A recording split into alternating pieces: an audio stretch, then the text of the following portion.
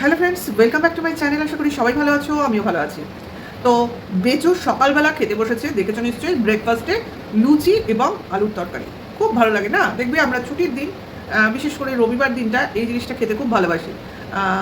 সারাদিনে সেভাবে সময় হয় না, তো অফিস কাছারি থাকলে পরে তোমার ছুটির দিনে যখন সবাই একসঙ্গে গ্যাদার হই, তো সেই দিনটা এগুলো করার সুযোগ হয়। তো বেচু খেতে বসেছে কিন্তু একা, অর্থাৎ স্কুলের ডেট, মা ছেলেকে নিয়ে গেছে স্কুলে। আর বাড়িতে বাবা নিশ্চয়ই আছে, অবভিয়াসলি আছে, সে তো কাজে কমে ব্যস্ত থাকে অল টাইম বাড়ি। তো সেক্ষেত্রে সবার খাওয়া দেখানো নেই, একসাথে বসে খাওয়া নেই, কিন্তু কথা তো কিছু আমরা শুনলাম।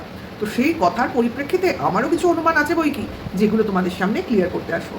দেখো, বেচুর মা সকালে ঘুম থেকে উঠে লুচি করেছে, আলুর তরকারি করেছে, অথচ বেচু ক্যামেরা করার সময় পায়নি। ঘুমোয় হয়তো, হতে পারে, করতে পারেনি, কিন্তু খাওয়ারটা খেতে বসেছে। কারণ এটা করার পিছনেও যুক্তি দেখিয়েছে, কারণ দেখিয়েছে এটি এমনি নয় যে ছেলের টিফিনে দেওয়ার জন্য নাকি এইভাবে লুচি তরকারি মা রান্না করেছে। খুব ভালো, খুব ভালো, একদম ভালো। কিন্তু কিছু নর্মাল জিনিসের সঙ্গে ঠিক যাচ্ছে না বেচু। যেমন এই যে লুচি করা, আলুর তরকারি করা, না হয় নাই দেখালো, কিন্তু এগুলো থাকার কথা কোথায়? রান্নাঘরে। একদম, তোমরা একটু আমার সঙ্গে কনফার্ম হয়ে যাও। বেচুরা যখনই কিছু রান্না করে, হয়তো দেখবে রান্নাঘরে ওই ঝুড়ি চাপা থাকে, নয় কোনো ঢাকা দিয়ে টেবিলের ওপর থাকে, নয় ওই রান্নাঘরের স্ল্যাবের ওপর থাকে থাকে কিন্তু। এবং সেগুলো কোনো গামলা বা বড় বাটির আকারের জিনিসের মধ্যে থাকে। এটা ওরা দেখবে বড় বড় জিনিসের মধ্যেই তরকারি পাতি, লুচি, হেন তেন, ডেকচি বড় বড় এগুলো রাখে কিন্তু, ঠিক আছে। যাই হোক, সেটা বড় কথা না। বড় কথাটা হচ্ছে একদম বেচু রেডি হয়ে খেতে বসেছে। হতেই পারে আমি রান্নাঘরে দেখলাম না, কিন্তু খুবই দৃষ্টিকটু লাগলো। মানে সকালে বেচু ছেলে টিফিনে নিয়ে চলে গেল, তার মা নিশ্চয়ই সকালবেলা কিছু খায়নি আমার যতদূর মনে হয়। তো সেটার সপক্ষেও একটু যুক্তি দেবো, আছে প্রমাণ, দেখাবো তোমাদের যে আমি এই কারণে অনুমানগুলো করছি সেটার সপক্ষে। তো বাবাও খায়নি নিশ্চয়ই, অত সকালে খায় না যতদূর জানি, কারণ বেচুর বাবা একটু বেলা করে খায়, কিন্তু খায় একবারই। সকালের খাবার দুপুরের খাবার মনে করো একবারই খেয়ে নেয় যতদূর সম্ভব, শুনেছি ওদের মুখেই শুনেছি। দেখি তো না, এক এক সময় দেখায় খাওয়া, এক এক সময় দেখায় না। এখন যেমন খাওয়া দেখানো থেকে বিরত রয়েছে, ঠিক আছে, কারণ অনেক ঝামেলা ঝঞ্ঝাট চলছে তো ফ্যামিলিতে। তো সেই সব আর কি কারণ। তো আমার কেন মনে হচ্ছে যেন ওই লুচি তরকারিটা বেচুর বাড়িতে বানানোই হয়নি। অবাক লাগছে না কথাটা শুনে? হ্যাঁ, লাগারই কথা। কারণ দেখো, লুচিটা ছিল হটপটে, থাকতেই পারে, কিন্তু থাকার কথা নয়। কারণ সকালে করেছে, সেটা হটপটে রেখে দেবে না, আর সব কটা লুচি নিয়ে বেচু খেতে বসেছে। অর্থাৎ পুরো লুচিটাই বেচু খেয়ে ফেলবে, রাখবে না, ঠিক আছে, না হলে তুলে নিত কোনো প্লেটে, তা কিন্তু করেনি, ওখান থেকেই তুলে তুলে নিয়ে খাচ্ছে। আর সেকেন্ড অপশন হচ্ছে, তরকারিটা কোনো বাটিতে বা কোনো বাটি থেকে তুলে কোনো প্লেটের ওপর নেয়নি, একটা স্টিলের টিফিন বক্সে নিয়ে খাচ্ছিল। টিফিন বক্সটা দেখলেই বুঝবে যে ওটা কোনো স্টিলের বাটি নয়, ঢাকনাওয়ালা একটা টিফিন বক্স, যেটা ঢাকনাটা খোলা রয়েছে। তাহলে দেখে মনে হচ্ছে না যে বেচু কোথাও থেকে এই লুচি তরকারি ক্যারি করে এনেছে? এটা কেন বলছি না, কারণ এগুলো হতে পারে, জানো তো। কারণ এখন কত প্রমাণ আমাদের সামনে চলে আসছে যে বেচুর অমুক, বেচুর তমুক, মানে বেচুর একটা কোনো বেআইনি বিয়ে আছে, শুনতে পাচ্ছি। কারণ দেখতেও পাচ্ছি কেউ কেউ দেখাচ্ছে অমুক তমুক, শাখা বলা চেহারা, কত কি দেখাচ্ছে। যাই হোক, সে হলেও তো প্রমাণ হয় না। প্রমাণ হয় কখন?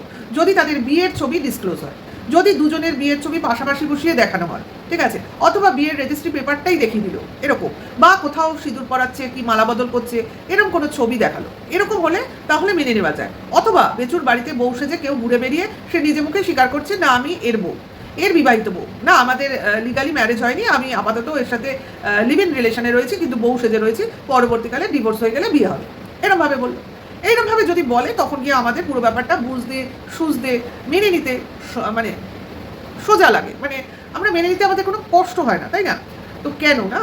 দেখো, এই যে মাঝে মাঝেই শুনি বেচু চলে যায়, বেচু কোথায় যায়, সারাদিনের নামে কোথায় যায়, মাও কিন্তু এটা নিয়ে অভিযোগ জানিয়েছে। এবং এমনকি বেচুর খুব কাছের সেই বিদেশি ভাই, ঢ্যাঁড়সের কথা বলছিল, হ্যাঁ, সেও কিন্তু বলেছে বেচুর সন্ধে হলেই কোথায় চলে যায়।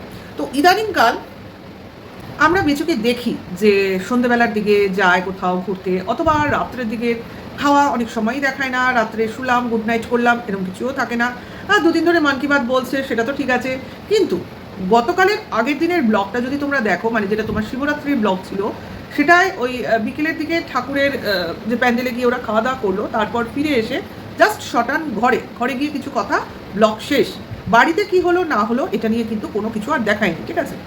তো এখানে দেখো, আমরা অনুমান করতেই পারি যে বেচু নিজের কথা ঘরে বসে বলেছে, সেটা দিনে হোক রাতে হোক, কোনো এক সময় বলেছে। আরে ভাই, কিছুদিন আগেও তো দেখলাম যে কোন বাঁকুড়া বিষ্ণুপুরে গেল, সেখানে গিয়ে বলছে হোটেলে আছি, অথচ সেটা কিনা নিজের রুম। কারণ যে ড্রেসটা বেচু পরেছিল সেটা সে ক্যারিই করেনি। আরে বেচু ভুলে যায় যে আমরা যারা দেখছি বেচুকে তারা ওই ইগলের দৃষ্টিতে দেখি, সব কিছু খেয়াল করি, যেন মনে হয় যেন বেচুর পাশেই রয়েছে। বেচু হয়তো নিজেও এক এক সময় ভাবে এরা জানলো কী করে। এটাই হলো ব্যাপার। যারা দেখে না তারা দেখার জন্যই দেখে, শুধু দেখলাম এটার জন্য দেখে না মনে হয়। যাই হোক, কারণ বেচু তো যা ভেতরে ভেতরে কাজকর্ম চালায় বা 2 নম্বরই ব্যাপার ঢুকিয়ে দেয়, সেটার জন্য কিন্তু সবাই আমরা অ্যালার্ট হয়ে থাকি। এমনকি আমরা যদি বা কিছু দেখতে ভুল করি, ভিউয়ার্সরা খুবই সচেতন, তারা মানে বলে দেয় এত মিনিট এত সেকেন্ড অমুক সময় কে কী করছে, একবার গিয়ে দেখো তো, এরম ব্যাপার, বুঝতে পারছো?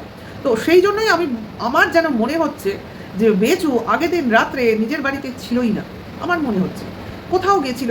কারণ সকালবেলা যখন ব্লগটা শুরু করলো, অবভিয়াসলি বেচু জিন্সের প্যান্ট পরা ছিল, যেটা কিনা বেচু অল টাইম বাড়িতে থাকলে থাকেই না, আর শর্ট প্যান্ট পরাই থাকে, ঠিক আছে? এমনকি শীতেও কিন্তু ওপরে যতই পুলোভার চাপিয়ে থাকুক শর্ট প্যান্ট পরেই ঘুরেছে। তো সেই জন্যই বলছি বেচু সকালবেলা টিফিন খেতে শুরু করলো, তখনও সে বাজার যায়নি, সকালবেলা লুচি আর তরকারি দিয়ে, তাও কিনা টিফিন বক্সে করে। তো এইখান থেকেই সন্দেহটা হয়েছে বেচু কোথাও গেছে, সেখানে কেউ তাকে টিফিন বানিয়ে দিয়েছে এবং সেই টিফিনটার সঙ্গে করে সে, ঠিক আছে, নিজের বাড়িতে নিয়ে এসছে, ঠিক আছে? এইবার বলি কেন মনে হলো যে মা করেনি বা মা খায়নি। কারণ তোমরা তার পরের কয়েকটা সিন পরেই দেখতে পারবে বেচু যখন বাজার থেকে ফিরে মার কাছে রান্নাঘরে বসে টেবিলে বসে আলু কাট করছে, চপ করছে, তো সেখানে মা পাশে বসেই বাটিতে করে দুধ, লিকুইড জাতীয় কোনো দুধমুড়ি জাতীয় জিনিস খাচ্ছে। তো সকালে যে লুচি তরকারি খাবে সে কিন্তু ওই সময় গিয়ে আর কিছু খাবে না, ঠিক আছে? তো এখান থেকেই আমার সন্দেহটা পুরোপুরি ক্লিয়ার হয়ে গেছে যে বেচু হয়তোবা রাত্রিবাস করেনি নিজ গৃহে। কারণ বাচ্চা তো সন্ধে হলেই ঘুমায় পড়ে, কাজে সে জানলো কি জানলো না সে তো পরের ব্যাপার, তাই না? কারণ বেচুদের ঘর তো বিভিন্ন জায়গায়, বেচু এটা অভ্যাস করিয়েই নিয়েছে ছেলেকে, আমি এই ঘরেও শুতে পারি, আমি ওই ঘরেও শুতে পারি, আমি অমুক জায়গায়ও যেতে পারি, আমি বন্ধুদের সঙ্গেও সময় কাটাতে পারি, আমি বাইরে ঘুরতেও যেতে পারি। কাজে ছেলেকে কিন্তু সব রকম অভ্যাস করানো আছে, মানে ছেলে কোনো সময় প্রশ্ন করলেও তার উত্তর বেচুর কাছে রেডি। আর বাবা মাকে থরিই কেয়ার করি। আর যেখানে বেচু বলছে মা আমার পাশে রয়েছে, বাবা রইল কি রইল না সেটা সেকেন্ডারি ম্যাটার। কারণ বেচু যে বক্তব্যটা তার ভিডিওর বা ব্লগের লাস্টে রাখলো, সেটা কোথাও না কোথাও তার বাবাকে টুকলো। যাই হোক, সেটাকে নিয়েও বলবো। তা এই ব্যাপারটা আমি এখানেই ক্লিয়ার করলাম যে লুচি তরকারি ভাই হয়তো বা বৌদির বাড়ি থেকেই এসেছিল, হতে পারে। কারণ বৌদির হাতে করা লুচি আর বেচুর মায়ের লুচি কিন্তু হেলেন অ্যান্ড ডিফারেন্স। কারণ বেচুর মা ম্যাক্সিমামই আটার লুচি করে, আর যে লুচিটা বেচু খাচ্ছিল সম্ভবত ওটা দেখে আমার ময়দার লুচি মনে হলো। এইবার তো ভগবান জানে, আমরা তো আর ভগবান নই, কাজেই যা করি সব অনুমান ভিত্তিক আলোচনা করি। ওকে, তো ছেলেটা স্কুল থেকে এলো, বাবার সঙ্গে মশকরা করলো, বাবা ছেলের গাড়িগুলো দেখালো। একটা গাড়িও যদি নিজে কিনে থাকে না, একটা বোধহয় কিনেছিল, সে ব্ল্যাক কালারের গাড়িটা, সেটা তো টিনার আমল থেকে কেনা। বাদ বাকি সবই তো প্রেজেন্টের গাড়ি, মানে হেলা ফেলা ছড়া, কোনো জিনিসের কোনো যত্ন নেই। বাচ্চা তো নষ্ট করবেই, অনেক বাচ্চাই দুরন্ত হয় যারা কিনা জিনিসের মর্ম বোঝে না। প্লাস এইসব করে পাওয়া 14 আনা গিফট, তা মানে যেগুলো পয়সা দিয়ে কষ্ট করে কিনতে হয়নি, সেখানে তো হেলাফেলা অবহেলা এগুলো মিশিয়েই থাকবে, তাই না? তো সেরকমই অবস্থা, মানে বেশি পেয়ে গেলে যা হয়, বাচ্চার ওইদিকে কোনো নজরই নেই। ঠিক আছে, আছে থাক। কারণ দুদিন আগে তো শুনছিলাম বড় বাইক কিনে দিতে হবে, ছেলে বলছে। দেখো, 4 বছরের বাচ্চা বলছে, এরপরে তো আসল বয়সটা যখন হবে তখন তো মানে কি বলবো, সে তো সেই লেভেলের তৈরি হবে। যাই হোক, তো বেচুর কপাল খারাপ, মিস্ত্রি আসছে না, নাকি কাজ এগোচ্ছে না, নাকি টাকার অভাব, নাকি লোন স্যাংশন হয়নি, নাকি অনেক কিছু। যাই হোক, অনেক কিছু তো বটেই, কারণ মাল অনেক এসে গেছে, বাঁশ, ইট, মাটি, কাঠি দুনিয়া এসে গেছে, কিন্তু মিস্ত্রির দেখা নেই। মানে যে বা যারা এসে কাজটা উদ্ধার করবে তারাই এসে পৌঁছচ্ছে না। যাই হোক, বলে না গ্রহ নক্ষত্র একসঙ্গে সব বেচুর বিরোধিতা করছে, তো বেচু হাসি মুখে তাদের মোকাবিলা করছে। তো বেচুর মনে অনেক দুঃখ, অনেক কষ্ট, কারণ শত্রুর তার শেষ নেই, সব শত্রু তার পিছনে লেগেছে। কেন রে ভাই, বেচুর পেছনে সবাই লেগেছে কেন? বেচু যেখানে বেচু যেখানে মানে কি বলবো, দায়িত্ববান, বাবা থেকে ছেলে থেকে সমস্ত কিছু, সেখানে বেচুর পেছনে সবার লাগার কারণ কি? বেচুর তো এত শত্রু থাকারই কথা না, বেচুর তো সব ভালো ভালো লোকজনদের সঙ্গে ওঠা বসা। কারণ বেচুর নাম নাকি লোকে স্বর্ণাক্ষরে লিখে রাখবে, মানে লোকে বলবে ওই অমুক বেচু ছিল, যে কিনা একজন নামি দামি ব্যক্তি, যে কিনা মহান কাজ করে গেছিল। মানে এইরকম কথা বেচুর মুখে বহু শুনেছি। সেখানে আজকে বেচু যদি বলে আমার শত্রুর অভাব নেই, তাহলে কি করে চলে? আর আমরাই বা কী করে জিনিসগুলো ডাইজেস্ট করি? আরে বছর তো কটা দিন হয়েছে, মানে এই 1.5 বছর, এর মধ্যেই এক মুখে কত রকম কথা হয়। হ্যাঁ, সিজন চেঞ্জ হয় জানি, কিন্তু সেটাও তো মানুষের শরীরে সহ্য করে হয়। হুট করে তো গরম থেকেই ঠান্ডা পড়ে যায় না, মানে হঠাৎ করে বিভৎস ঠান্ডা পড়ে না, ধীরে ধীরে একটু একটু করে ঠান্ডা বাড়ে। আর এটা তো মানে প্রথম থেকে ভালো ভালো বলে হঠাৎ করে কেউ শত্রু, মিত্র থেকে শত্রু হয়ে গেল, মানে একদম মানে সেই লেভেলের এনিমি যে কিনা বধ করতে পারলেই শান্তি পায়, তো সেই রকম কেন সৃষ্টি হলো? আর সব থেকে বড় কথা, বেচু যেটা বলতে বসছে যে মা যখন আমার পাশে আছে তখন আমার কোনো চিন্তা নেই, তাহলে বাবার থাকা না থাকার সমান, মানে বাবা রইল কি রইল না সেটা বড় কথা না, কারণ বাবা বেচুকে প্রশ্রয় দেয় না, অর্থাৎ বেচুর অন্যায়কে সাপোর্ট করে না, এটা হতে পারে। কারণ বাবাকে বেচু খুব একটা বিশ্বাসও করে না, কারণ বেচু বাবাকে কিছু বলবে আর বাবা সেটা শেখানো পড়ানো বলবে, সে আগে হয়তো কোনো সময় হয়েছে, কিন্তু এখন হয়তো বাবা বেঁকে বসেছে। আর একমাত্র সহায় হচ্ছে মা, মাকে যেরকমভাবে বেচু বলতে বলছে মা সেটাই করছে। হয়তো বা দেখো বেচুকে কোথাও না কোথাও থেকে ডাকছে, যেখানে গিয়ে মা সাক্ষী দিচ্ছে, না না আমার ছেলে ভালো, না না আমার ছেলে আমার সঙ্গেই থাকে, আমার বাড়িতেই থাকে, অমুক তমুক।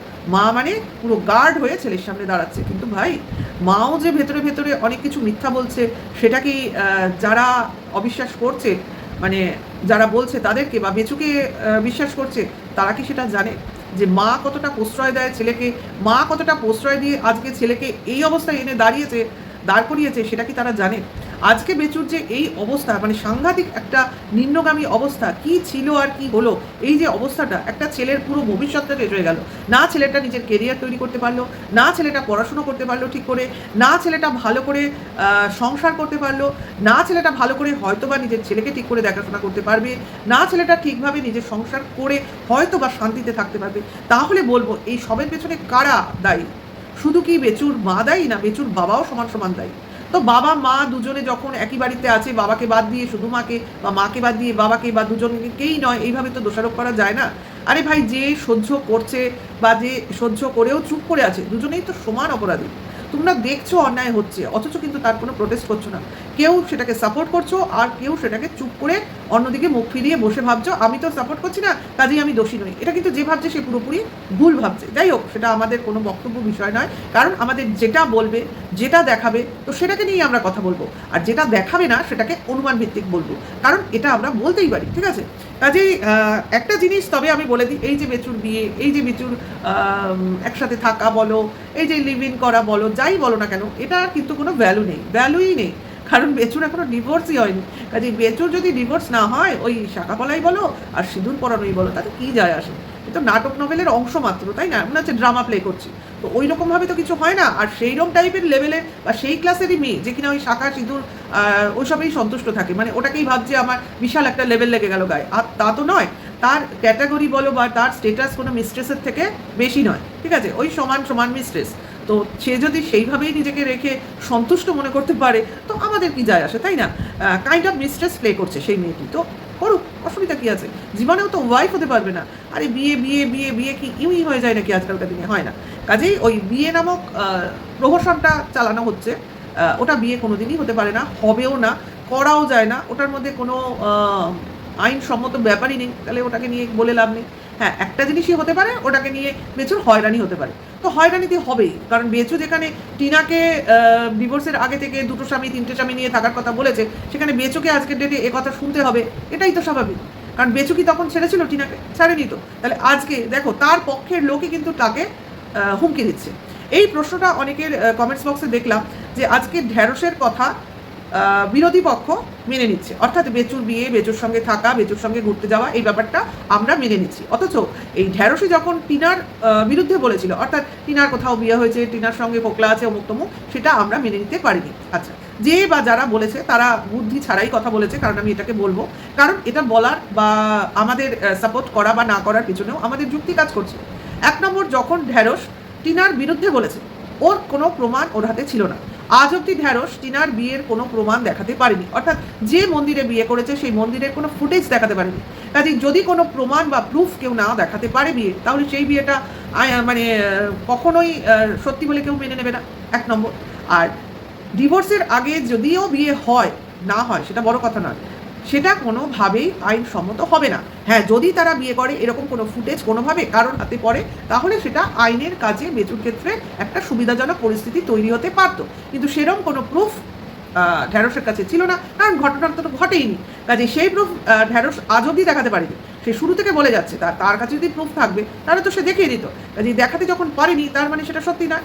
আর ফোকলা কারোর সাথে বাসে গেল কি রাস্তায় দাঁড়িয়ে কথা বললো কি কোথাও খেলো, এতে কি প্রমাণিত হয় যে ও ফোকলার সঙ্গে বিয়ে করে নিয়েছে? তা তো নয়। আমি কারোর সাথে কথা বলতেই পারি, কারোর সাথে ঘুরতেই পারি, কারোর সাথে সিনেমা দেখতে যেতেই পারি, তাতে কি এসে যায়? কাজে ওটা কোনো প্রমাণ নয়। সেই জন্যই আমরা ঢ্যাঁড়সের কোনো কথা মেনে নিইনি, 1 নম্বর। আর ঢ্যাঁড়স ছিল টিনার বিরোধী পক্ষ, তার জন্যই আমরা ঢ্যাঁড়সের বিরোধিতা করেছি। এইবার চলে আসি তাহলে কেন আমরা ঢ্যাঁড়স যখন বেচুর বিরুদ্ধে বলছে কেন আমরা ঢ্যাঁড়সের কথাকে বিশ্বাস করছি? এই কারণেই বিশ্বাস করছি কারণ ঢ্যাঁড়স ছিল একসময় বেচুর খুব কাছের লোক, ঠিক আছে? এবং ঢ্যাঁড়সের কথায় বেচু দুঢোক জল বেশি খেত। কাজে এতই কাছের লোক যে ঢ্যাঁড়স বেচুর হয়ে টিনাকে যা যা বলেছে সে তো মানে ইতিহাস সাক্ষী রয়েছে, ঠিক আছে? তাহলে সেই জন্য সেই ঢ্যাঁড়স যখন বিরোধী পক্ষ হয়ে বেচুর বিরুদ্ধেই বলতে শুরু করে তখন তো আমরা না চমকে ঢ্যাঁড়সকেই বিশ্বাস করব, কারণ যে কাছের লোক হবে সেই তো তার সম্বন্ধে বেশি জানবে। কাজে ঢ্যাঁড়স যখন বলছে বেচুর সম্পর্কে তার মানে বেচুর কাছের লোক ঢ্যাঁড়স সত্যি কথাটাই জানবে। এই কারণেই আমরা ঢ্যাঁড়সকে বিশ্বাস করছি। যেরকমভাবে আজ যদি আমরা টিনার বিপক্ষে গিয়ে কোনো কথা বলি সেরকমভাবে যারা বেচুর পক্ষে রয়েছে তারা বিশ্বাস করবে, কারণ আমরা টিনার কথা জানলেও জানতে পারি। আশা করি বোঝাতে পেরেছি। কাজে বিরোধী পক্ষ আর নিজের পক্ষ যদি বিরুদ্ধে কথা বলে তখন কোনটা গ্রহণযোগ্য হয় সেটা নিশ্চয়ই দর্শকরা এবার বুঝবে। যাই হোক, ভিডিওটা এটুকুই করার ছিল। নেক্সট ভিডিওতে খুব তাড়াতাড়ি আবার দেখা হবে। ভালো লাগলে লাইক কমেন্ট শেয়ার করবে। এখনকার জন্য এইটুকু, টাটা, বাই।